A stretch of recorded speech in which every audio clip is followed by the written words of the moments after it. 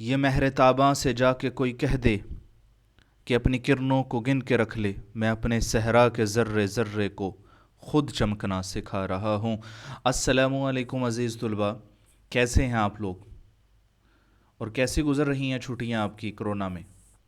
अल्लाह आपको और आपके घर वालों को अपने हिफ्ज़ व अमान में रखे।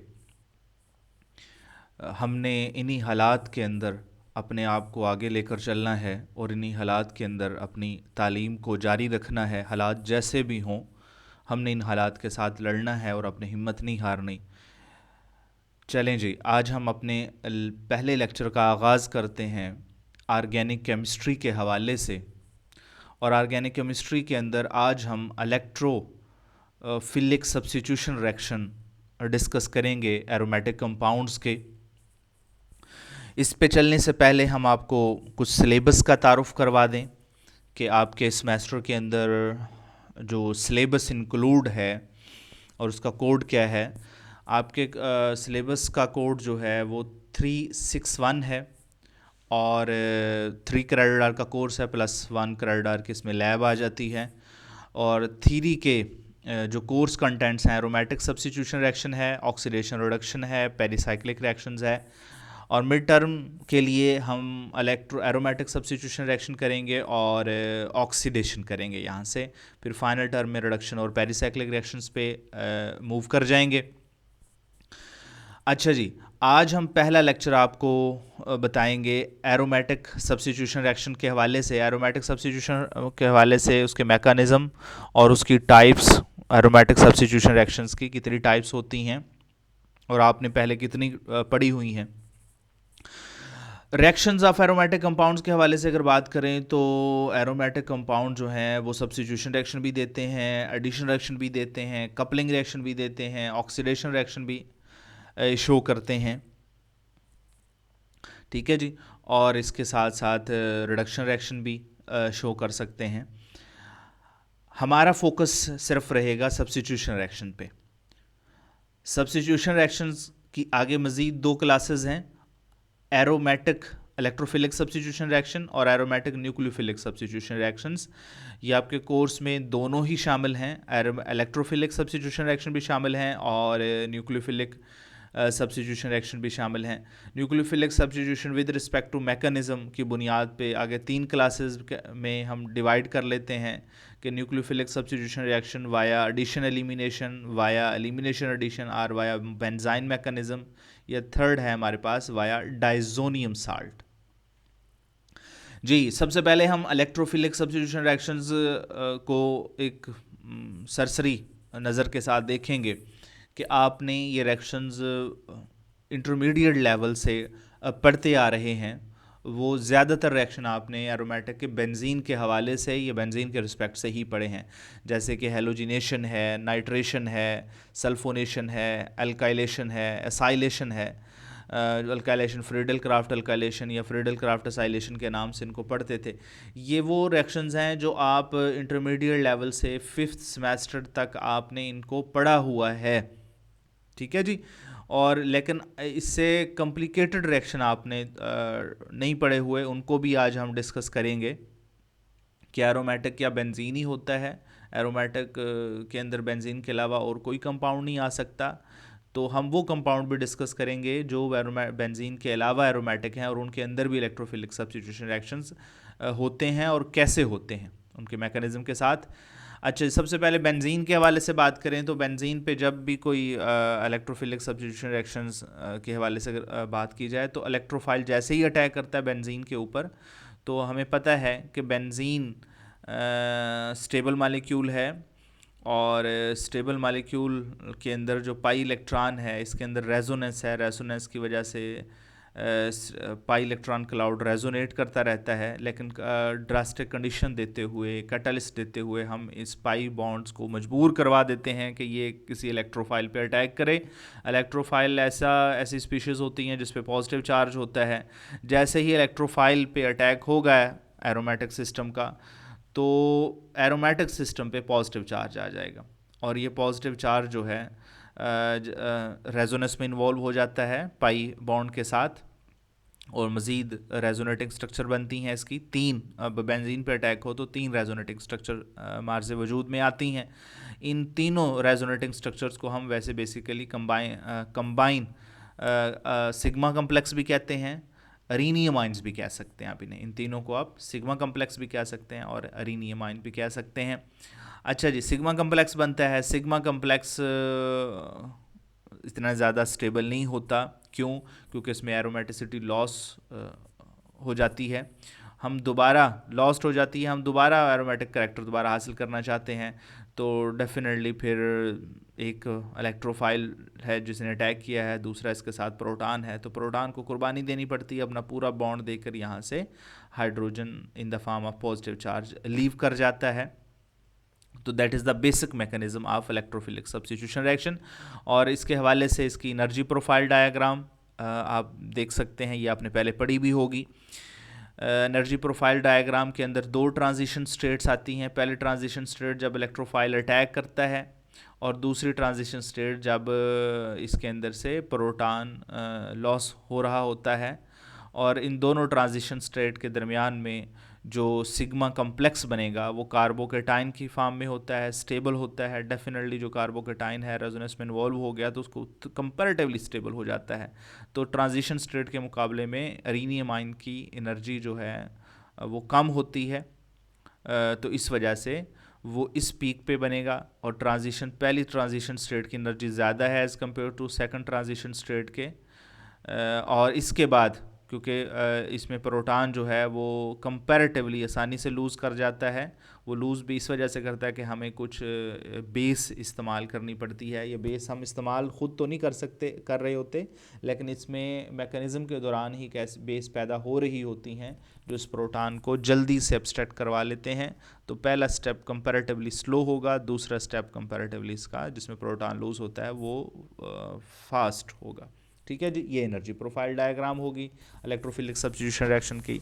हम सिर्फ एक रिएक्शन के हवाले से आपको बताएंगे, बाकी आप लोगों ने nitration, sulphonation, Friedel craft alkylation, acylation किए हुए हैं। और अगर आपने नहीं भी किए हुए तो आप ख़ुद इनको ट्राई करें। हम सिर्फ आपको हैलोजिनेशन के हवाले से थोड़ा सा समझाएंगे और उसके मैकेनिज़्म को डिस्कस करेंगे। बाकी मैकेनिज़्म भी इससे मिलते जुलते ही हैं। क्लोरीनेशन करवाएं हम, हैलोजिनेशन के अंदर ब्रोमिनेशन भी करवा सकते हैं, आयोडीनेशन भी करवा सकते हैं। और ये रिएक्शन लेविस कैटलिस्ट की मौजूदगी में होता है। लेविस कैटलिस्ट फेरिक क्लोराइड अगर क्लोरीन के साथ रिएक्शन करवाएंगे, फेरिक ब्रोमाइड अगर ब्रोमीन के साथ रिएक्शन करवाएंगे। क्या आयोडीन भी सब्स्टिट्यूट हो सकता है? हाँ जी, हो सकता है, लेकिन उसकी कंडीशन थोड़ी सी इससे डिफरेंट होंगी। Iodine can also be added to the aromatic rings but in more drastic condition, उसमें कंसनट्रेटेड नाइट्रिक एसिड भी इस्तेमाल करना पड़ता है हमें। अच्छा जी, सबसे पहले हम ब्रोमिनेशन ऑफ बेंजीन की बात करें। ब्रोमिनेशन ऑफ बेंजीन के क्लोरीनेशन भी ऐसा ही होगा कि सबसे पहले जो हमने रिएजेंट इस्तेमाल किया है ब्रोमीन और जो कैटलिस्ट इस्तेमाल किया हुआ है फेरिक ब्रोमाइड, इन दोनों के दरमियान में रिएक्शन होगा और उसकी वजह से क्या होगा कि इलेक्ट्रोफाइल जनरेट होता है।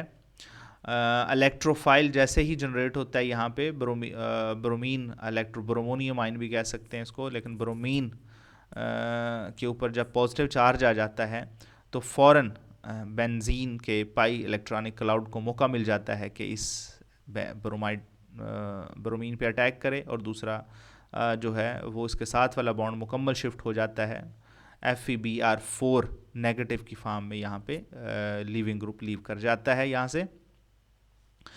अच्छा जी, नेक्स्ट यहाँ पे फिर सिग्मा कम्प्लेक्स बन गया। सिग्मा कम्प्लेक्स स्टेबल नहीं होता, इसे दोबारा अपना एरोमेटिक करैक्टर गेन करना है तो FeBr4 ही यहाँ पे बेस का काम कर रहा होता है। हमने पहले ही बताया कि बेस हम डालते नहीं हैं, इसके अंदर ही बेस खुद ही जनरेट होता है और यही बेस जो है वो अटैक करता है इस प्रोटॉन पे और दोबारा बेंजीन को अपना एरोमेटिक करैक्टर मिल जाता है। इस तरह इलेक्ट्रोफिलिक सब्स्टिट्यूशन रिएक्शन अपनी मंजिल मकसूद पे पहुंचता है। इसी तरह सिमिलरली इसी तरह 3 स्टेप से नाइट्रेशन भी होके जाएगा, सल्फोनेशन भी होके जाएगा और फ्रीडल क्राफ्ट अल्काइलेशन और असाइलेशन भी इसी तरह ही इन्हीं स्टेप से होकर गुजरेंगे। ठीक है जी। अच्छा जी, नेक्स्ट हम थोड़े से कॉम्प्लिकेटेड एग्जांपल्स की तरफ अब मूव करते चले जाएंगे, फ्यूज्ड एरोमेटिक सिस्टम की तरफ, जिस फ्यूज में से पहला सिंपलेस्ट मेंबर नेफ्थलीन है। नेफ्थलीन भी एरोमेटिक सिस्टम है, इसमें भी वैसे ही रिएक्शन होते हैं जैसे बेंजीन के अंदर होते हैं, जैसे ब्रोमिनेशन भी हो सकती है इसमें, इसमें सल्फोनेशन भी हो सकती है, नाइट्रेशन भी हो सकती है, इसमें असाइलेशन भी हो सकती है। ब्रोमिनेशन यहाँ पे विदाउट कैटलिस्ट हो सकती है, बेंजीन के अंदर कैटलिस्ट के साथ होती थी। इसका मतलब ये है कि नेफ्थलीन कंपैरेटिवली ज़्यादा रिएक्टिव होगा एज़ कम्पेयर टू बेंजीन के। नेफ्थलीन में दो पोजीशन बड़ी इंपॉर्टेंट है, एक ये वन पोजीशन जिसको अल्फा पोजीशन भी कहते हैं, और सेकंड पोजीशन जिसको बीटा पोजीशन भी कहते हैं। अगर ब्रोमिनेशन करवाएं तो 75% प्रोडक्ट अल्फा पोजीशन पे सब्स्टिट्यूशन की वजह से बनती है, और 25% जो है वो बीटा पोजीशन पे सब्स्टिट्यूशन की वजह से बनती है। मेजर प्रोडक्ट ये होगी तो हम मेजर को लिख देते हैं, माइनर को नहीं लिखते।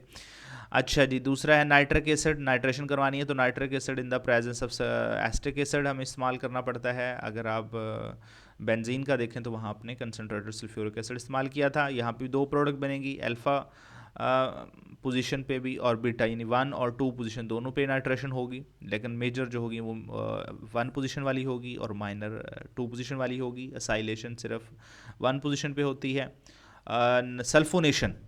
सल्फोनेशन अगर हम करवाएं 80 सेल्सियस पे तो 1 पोजीशन पे होगी। अगर सल्फोनेशन के अंदर टेम्परेचर इंक्रीज़ कर दें तो 160 सेल्सियस पे तो ये 2 पोजीशन पे होगी। अब इसमें क्वेश्चन आता है कि क्यों होगी, इसकी क्या वजह है, 1 पोजीशन पे क्यों होती है, 2 पोजीशन पे क्यों नहीं होती।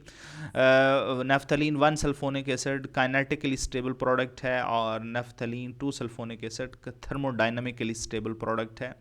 थर्मोडाइनमिकली स्टेबल प्रोडक्ट्स की एक्टिवेशन एनर्जी ज़्यादा होती है, लेकिन वो प्रोडक्ट ज़्यादा स्टेबल होती है, और काइनेटिकली स्टेबल प्रोडक्ट की एक्टिवेशन एनर्जी लो होती है, बनती ज़्यादा है लेकिन स्टेबल नहीं होती।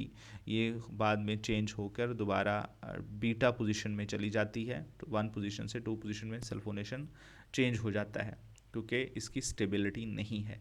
2 पोजीशन पे सल्फोनिक ग्रुप की स्टेबिलिटी ज़्यादा है।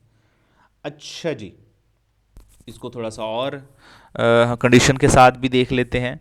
अगर हम नाइट्रिक एसिड और सल्फ्यूरिक एसिड इस्तेमाल करेंगे तो कहते हैं जी 1 पोजीशन पे नाइट्रेशन प्रेफरेबली होती है। जैसे हमने एस्टिक एसिड भी इस्तेमाल किया था पहले, तो उसमें 2 प्रोडक्ट बन रही थी। यहाँ पे अगर सल्फ्यूरिक एसिड इस्तेमाल करेंगे तो प्रेफरेबली 1 पोजीशन वाली ज़्यादा प्रोडक्ट बनेगी।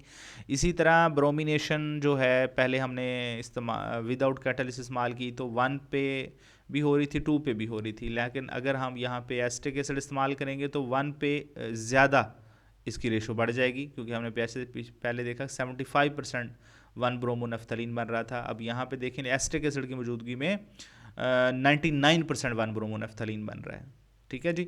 इसी तरह अगर हम फ्रीडल क्राफ्ट असाइलेशन जिस तरह हमने पढ़ा था, इसी तरह ये साइल ग्रुप को सब्स्टिट्यूट करवाना है तो 1 पोजीशन पे 75% असाइलेशन होगी, 25% 2 पोजीशन पे होगी। तो ये लेकिन कंडीशन का ख़ास ध्यान रखना पड़ता है कि यहाँ पे एसिटाइल क्लोराइड के साथ एल्यूमिनियम क्लोराइड जैसे हम बेंजीन में करवाते थे, लेकिन साथ में CS2 एज ए सॉल्वेंट इस्तेमाल करवाते हैं। अगर हम सिर्फ और सिर्फ 25% को मेजर में लाना चाहते हैं तो हम सिर्फ यहाँ पे कंडीशन थोड़ी सी चेंज करेंगे, नाइट्रोबेंजीन एज ए सॉल्वेंट ले लेंगे CS2 की जगह पे। अगर CS2 की जगह पे नाइट्रोबेंजीन ले लेते हैं तो आपको 2 नेफ्थाइल इथेनोन मिलेगा, या हम नेफ्थाइल इथेनोन कह सकते हैं। 1 एसीटोन 2 एसीटोन नेफ्थलीन भी कह सकते हैं इसको। अच्छा जी, 2 एसिटाइल नेफ्थलीन ग्रुप भी कह सकते हैं, ये एसिटाइल ग्रुप है जर्नल आमतौर पे इसे कहा जाता है। इसी तरह सल्फोनेशन वाला तो आपको पहले हमने बता दिया है कि कम टेम्परेचर पे 1 पोजीशन पे होगी और टेम्परेचर ज़्यादा करेंगे तो 2 पोजीशन पे होगी। अच्छा जी, अब हमने अपने रिएक्शन में ये देखा कि 1 पोजीशन वाली प्रोडक्ट्स मेजर बन रही थी। ऐसी क्या ख़ास बात है कि 1 पोजीशन जो है नेफ्थलीन की ज़्यादा रिएक्टिव है, ज़्यादा सब्स्टिट्यूटेड प्रोडक्ट देती है एज़ कम्पेयर टू 2 पोजीशन के। तो इसमें जो मेन वजह आप रेजोनेंस स्ट्रक्चर्स में देख सकते हैं कि जब 1 पोजीशन पे अटैक होता है तो 1 पोजीशन पे अटैक की वजह से कितनी रेजोनेटिक स्ट्रक्चर बन रही है, 1 2 3 4 एंड 5। अगर 2 पोजीशन की वजह से कितनी बन रही है, 1 2 3 4 5 दोनों में 4 5 5 बन रही हैं, तो स्टेबिलिटी तो दोनों की एक जैसी होनी चाहिए रेजोनेंस रूल्स के मुताबिक। लेकिन 1 पोजीशन पे अटैक की वजह से अगर देखें, पहली 2 स्ट्रक्चर ऐसी हैं जिसमें एक एक बेंजीन रिंग जो है वो मेंटेन है। पहली रेजोनेटिंग स्ट्रक्चर में एक बेंजीन रिंग ये वाला मेंटेन है, दूसरी में भी बेंजीन रिंग मेंटेन है। अब तीसरी रेजोनेटिंग स्ट्रक्चर में बेंजीन रिंग डिस्टर्ब हो गया है, तीसरी में, चौथी में भी, पांचवी में भी। इस कार्बन नंबर 2 पे जब अटैक होता है तो पहली कंट्रीब्यूटिंग जो स्ट्रक्चर है उसमें बेंजीन रिंग मेंटेन है, फिर आगे किसी स्ट्रक्चर में बेंजीन रिंग मेंटेन रही है।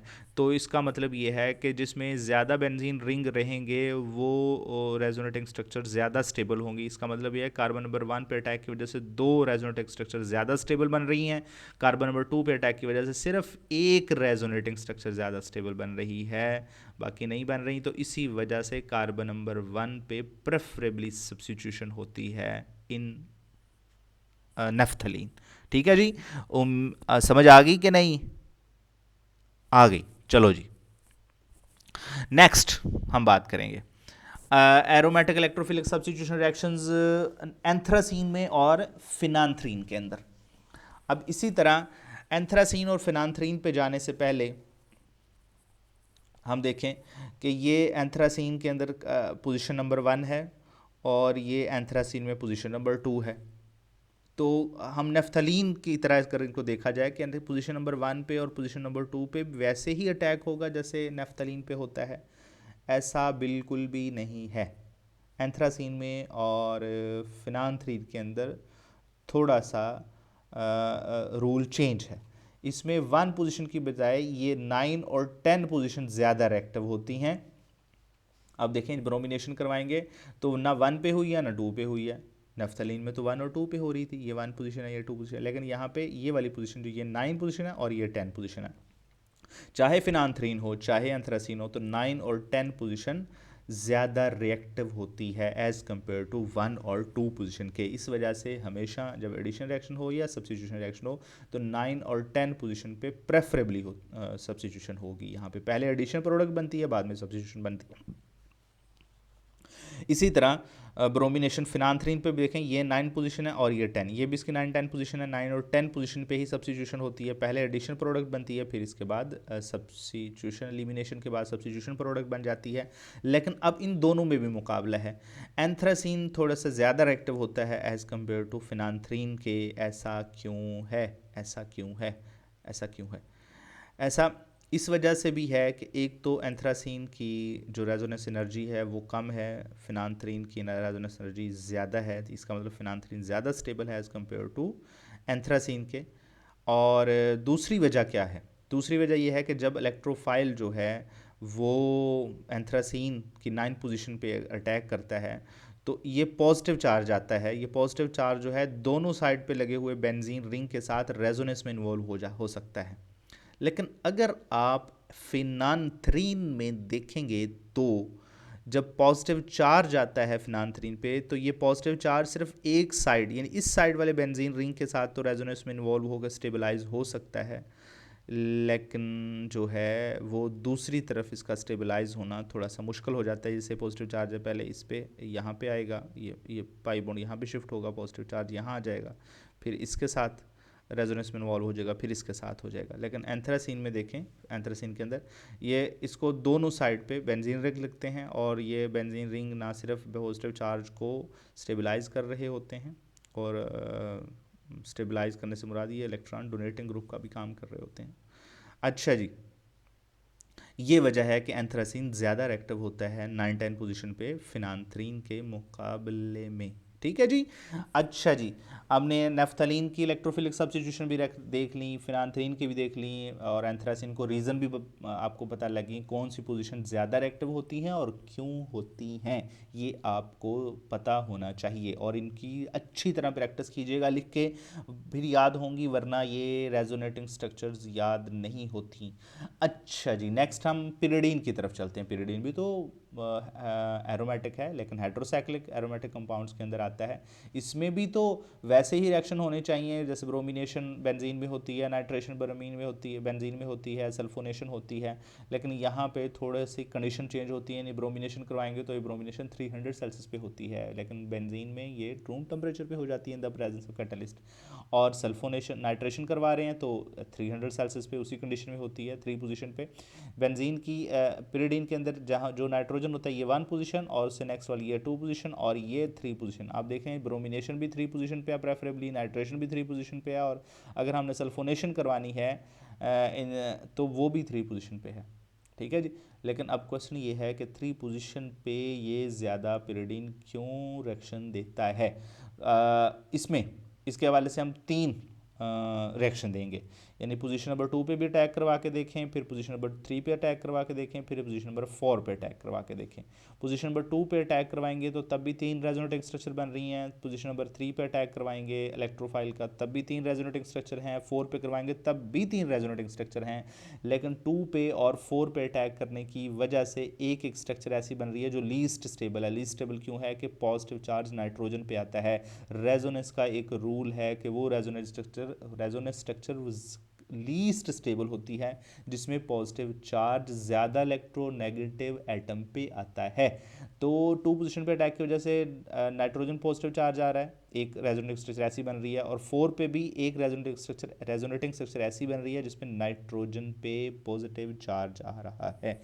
लेकिन पोजीशन नंबर 3 पे कोई ऐसी स्ट्रक्चर नहीं बन रही जिसमें नाइट्रोजन पे पॉजिटिव चार्ज आए, तो इसकी तीनों ही रेजोनेटिंग स्ट्रक्चर स्टेबल हैं। तो इसी वजह से 3 पोजीशन पे अटैक प्रेफरेबली होता है pyridine के अंदर एज कंपेयर टू 2 के और 4 के। ठीक है जी, समझ में आ गई ना। चलें जी, एरोमेटिक इलेक्ट्रोफिलिक सब्स्टिट्यूशन रिएक्शन आप डिस्कस करेंगे 5 मेंबर्ड हाइड्रोसाइक्ल्स के अंदर। 5 मेंबर्ड में कौन कौन से हैं? पायरोल आता है, फ्यूरेन आता है, थायोफिन, तीनों ही एरोमेटिक हैं। इनको भी तो रिएक्शन बेंजीन की तरह के देने चाहिए ना। ये भी तो ब्रोमिनेशन, नाइट्रेशन, सल्फोनेशन शो करे। ठीक है, सिवाय फ्रीडल क्राफ्ट अल्काइलेशन को असाइलेशन के, जैसे पायरोल है ये Friedel craft acylation alkylation show नहीं करता, बाकी ब्रोमिनेशन, नाइट्रेशन और सल्फोनेशन शो करता है। ये नेक्स्ट सेमेस्टर में आपको इन पे डिटेल के साथ हाइड्रोसाइकिल पे लेक्चर दिया जाएगा, फिर आपको ये कंसेप्ट ज़्यादा क्लियर हो जाएंगे कि अल्काइलेशन और असाइलेशन पायरोल पे क्यों नहीं होती उन कंडीशन में जिस कंडीशन में बेंजीन करता है। अच्छा जी, इसमें जी ब्रोमिनेशन होती है 2 पोजीशन पे, ये पोजीशन 1 और ये 2 पोजीशन, ये एक प्रोडक्ट ये बनती है, लेकिन 3 वाली भी बनती है इसमें, लेकिन वो माइनर होती है। अगर इसी तरह फ्यूरैन के अंदर हम इलेक्ट्रोफिलिक सब्स्टिट्यूशन करवाएं वो भी 2 पोजीशन पे होती है। अगर हम थायोफिन का इलेक्ट्रोफिलिक सब्स्टिट्यूशन करवाएं असीटाइल नाइट्रेट के साथ वो भी 2 पोजीशन पे होती है। तो हमारा यहाँ पे मेन फोकस ये है कि ये 2 पोजीशन पे ही इलेक्ट्रोफिलिक सब्स्टिट्यूशन रिएक्शन क्यों होता है। इसमें जो मेन वजह है कि अगर 2 पोजीशन पे अटैक करेंगे तो 2 पोजीशन पे अटैक करेंगे तो 3 रेजोनेटिंग स्ट्रक्चर बन रही हैं। अगर 3 पोजीशन पे अटैक करेंगे तो सिर्फ 2 रेजोनेटिंग स्ट्रक्चर बन रही होती हैं। तो अगर हम इस हवाले से देखें तो जिसमें ज़्यादा रेजोनेटिंग स्ट्रक्चर बनती हैं वो अटैक ज़्यादा प्रेफरेबल होता है। पायरोल सबसे ज़्यादा रिएक्टिव है वैसे आमतौर पे, और फ्यूरैन के मुकाबले में फ्यूरैन ज़्यादा रिएक्टिव है एज़ कम्पेयर टू थायोफिन के मुकाबले में थायोफिन ज़्यादा रिएक्टिव है एज़ कम्पेयर टू बेंजीन के मुकाबले में with respect to electrophilic substitution reaction. इस कंसेप्ट को और ज़्यादा क्लियर आप देख सकते हैं पिक्चर को। पोजीशन नंबर 2 की वजह से 3 रेजोनेटिंग स्ट्रक्चर बन रही हैं, और पोजीशन नंबर 3 पे अटैक की वजह से 2 रेजोनेटिंग स्ट्रक्चर बन रही हैं। उम्मीद है आपको आज हमारा एरोमेटिक इलेक्ट्रोफिलिक सब्स्टिट्यूशन रिएक्शन का लेक्चर अच्छा भी लगा होगा और आसान भी लगा होगा, समझ भी आ गया होगा। लेकिन आप ख़ुद भी कोशिश कीजिएगा। नेक्स्ट हम मज़ीद एरोमेटिक इलेक्ट्रोफिलिक सब्स्टिट्यूशन रिएक्शन के साथ आपकी खिदमत में दोबारा हाज़िर होंगे। तब तक के लिए इजाज़त दीजिए। अल्लाह निगहबान।